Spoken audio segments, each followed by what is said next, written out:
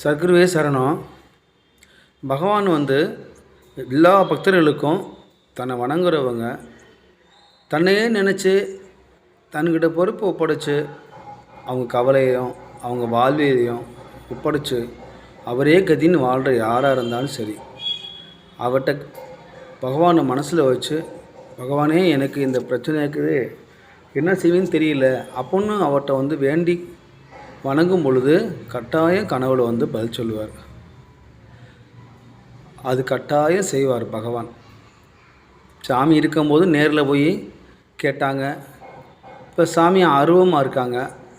அதனால் கட்டாயம் சாமிகிட்ட மனப்பூர்வமாக வேண்டி, இறைவா எங்களுக்கு நீங்கள் தான் கதி அப்படிங்கும் பொழுது அதுக்குண்டான ஆன்சர் சாமி கொடுத்துட்றாங்க. அடியெல்லாம் பலமுறை சாமிக்கிட்ட கண்ணீர் விட்டு கதறி அழுது கேட்டிருக்கேன். என்ன செய்யறதுன்னு தெரியலையே சாமி அப்படின்னு சொல்லும் பொழுது சாமி சில நேரங்களில் கண்டிப்பாக கனவுல வருவாங்க. கனவுல அந்த விஷயத்துக்கு உண்டான ஆன்சர் என்னங்கிறத சொல்லிடுவாங்க. இது பல பேருக்கு நடந்திருக்குது. ஆனால் நாம் கூப்பிட்டாலும் அவங்க வரமாட்டாங்க, நம்ம வாங்கன்னு சொன்னாலும் வரமாட்டாங்க. எத்தனையோ நாள் வாங்க சாமி சொல்லியெல்லாம் படுத்துருந்துருக்கோம், வரமாட்டாங்க. அவங்களா முடிவு பண்ணி தான் வருவாங்க. நம்முடைய பக்தி எந்த அளவுக்கு அவங்க மேலே இருக்குது அப்படிங்கிறத பொறுத்து தான் இது நடக்கும். இது உண்மை, இதில் எந்த மாற்றமும் கிடையாது. பகவானை ரொம்ப இருக்க பிடிச்சுக்கிட்டு வாழ்ந்துட்டுருக்கவங்கள ஒருபோதும் பகவான் கைவிட மாட்டார். அவர் கட்டாயம் அந்த விஷயத்துக்கு கனவுல பதில் சொல்லுவார், சரி பண்ணுவார்.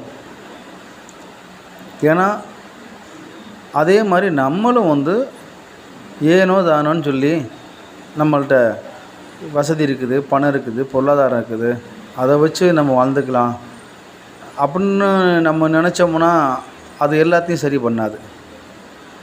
எல்லாமே இருந்தாலும் இறைவனுடைய அருள் இருந்தாலும் மட்டும்தான் எந்த விஷயம் நடக்குங்கிறத பரிபூர்வமாக பகவானை நம்பணும்.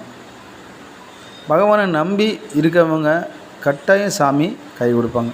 அந்த பணமும் பொருளையும் கொடுத்ததும் பகவான் தானே, அப்புறம் அந்த கடவுளுக்கு தெரியாதா? அதுக்கு என்ன வழி, அதுக்கு என்ன பாதைங்கிறத கட்டாயம் கனவுல பதில் சொல்லுவார். அதில் எந்த மாற்றமும் கிடையாது. சர்க்குருவே சரணம், சர்க்குருவே சரணம்.